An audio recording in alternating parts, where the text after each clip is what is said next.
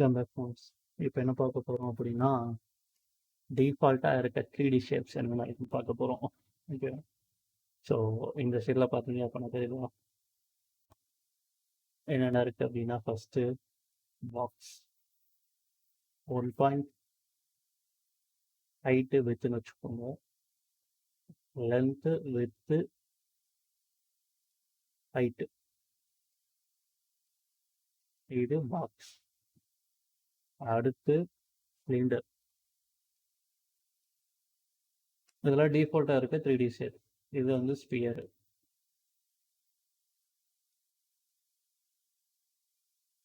Sphere diameter வச்சு பார்க்குறது. இது எலிப்சாய்டு சென்ட்ரு. பேராபோலிட் இதெல்லாம் யூஸ் பண்ண மாட்டோம். கோனு ரேர் கேசஸ்.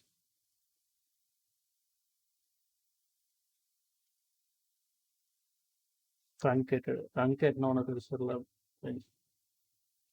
கோனோட ஷார்ப் பாயிண்ட்டை வந்து கட் பண்ணிட்டீங்கன்னா அதுதான் ட்ரங்கேட்டடு. அடுத்து வந்துட்டு பிரமிடு. அதான் தொட்டு பார்த்து கூட கிடையாது. அதே ட்ரங்கேட்டட் பிரமிடு அப்படின்னா ஷார்ப் எட்ஜஸ் இல்லாதது. டியூப், பைப் கமாண்டு, அதான் டியூப்னு வச்சுருக்காங்க. தென் டாரஸ் இருக்குன்னு நினைக்கிறேன். Yes, torus. Outer, inner. வேறு என்ன கமாண்ட் இருக்கு? பைப்பு, பைப்புக்கு லைன் வேணும். ஓகே, பைப்பு நான் யூஸ் பண்ணி காட்டுறோம்.